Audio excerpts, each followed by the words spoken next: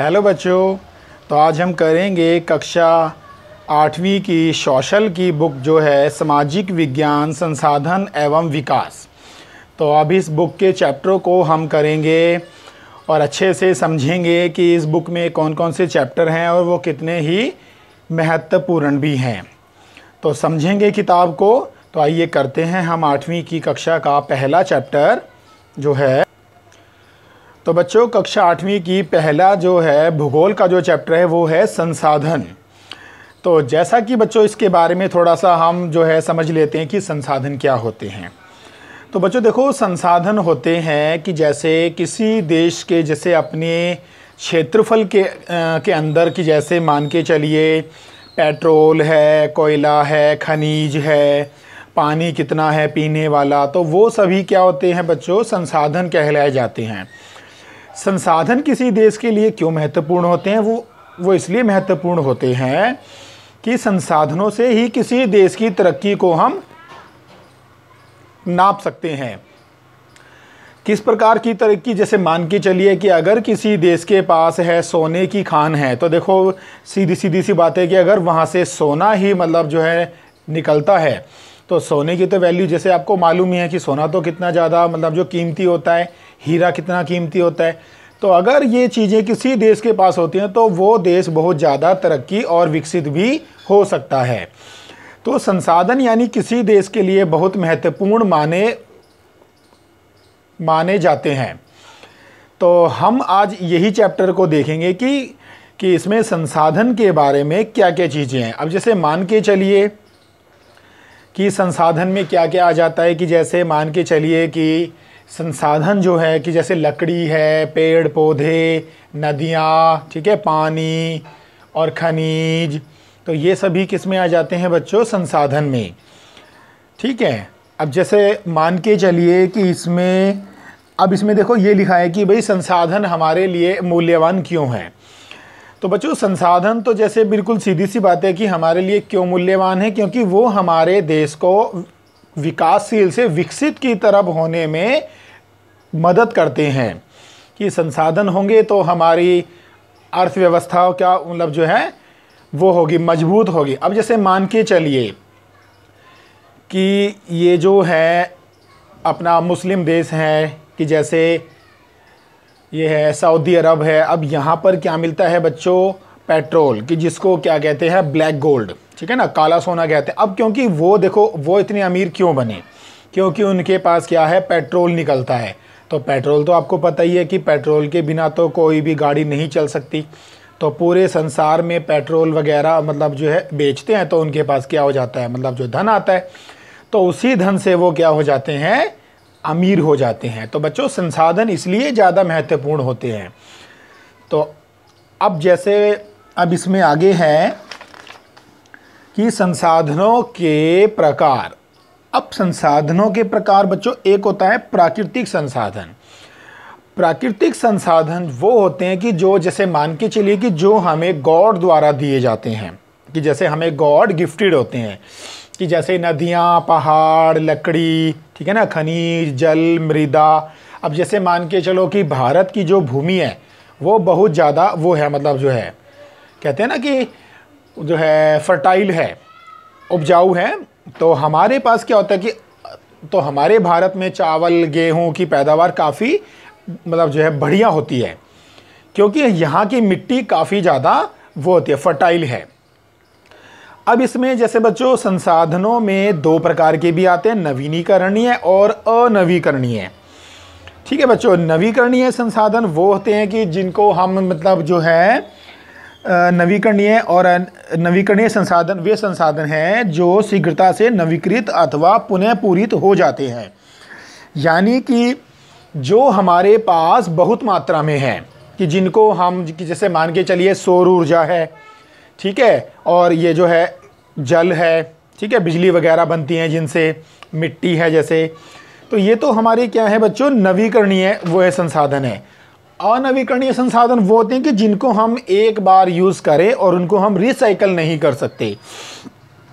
जैसे मान के चलिए कि पेट्रोल है। अब पेट्रोल है तो पेट्रोल तो क्या होता है, ख़त्म होने वाली चीज़ है, तो हम इसको आगे मतलब अपनी पीढ़ियों के भी, तो हमें मतलब इनको ऐसे करना है यूज़ कि हम इनको अपनी आने वाली पीढ़ियों के लिए भी रख सकें। ठीक है ना बच्चों। तो नेक्स्ट है, और फिर जैसे ये जो नेक्स्ट आता है कि जैसे देखो ये आता है कि मानव निर्मित संसाधन, कि बच्चों जैसे मान के चलो कि मानव ने अपने लिए अपनी सहूलतों के लिए अपने हिसाब से मतलब जो है खोजबीन करी है और अपने जीवन को क्या बनाया है, सरल बनाया है। पहिए की खोज करी तो उससे क्या बनी है, गाड़ियाँ बनी।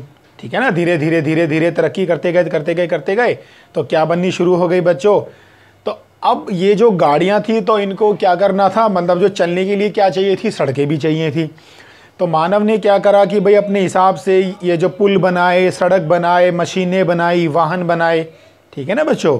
तो ये सभी किस में आ जाते हैं, मानव निर्मित संसाधनों में, कि जो कि मनुष्य ने अपने विकास की पूर्ति हेतु बनाए हैं, कि जिससे ये जो है कि मनुष्य का जीवन जो है सफल हो जाए।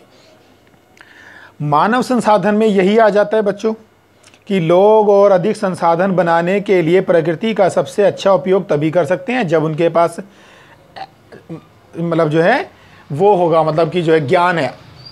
अब जैसे मान के चलिए कच्चा लोहा है, तो देखो कच्चा लोहा तो हम ऐसे यूज़ नहीं कर सकते, तो उसको पहले क्या करते हैं कि क्योंकि उसका हमने पहले ज्ञान हासिल किया कि भाई जो है कच्चा लोहा है तो उसको कैसे कैसे मतलब जो है कि उसमें केमिकल वगैरह डाल के उसको सख्त बनाया जाता है। सोना है तो सोना हमें यूँ तो बच्चों नहीं मिलता, हमें तो सोना क्या मिलता है, कच्चे उसमें मिलता है। ठीक है ना, तो उसको धीरे धीरे से मतलब केमिकल जो भी उनका होता है प्रोसेस, तो उसको करके फिर उसको एक सोने के रूप में जो है यूज़ वगैरह करते हैं।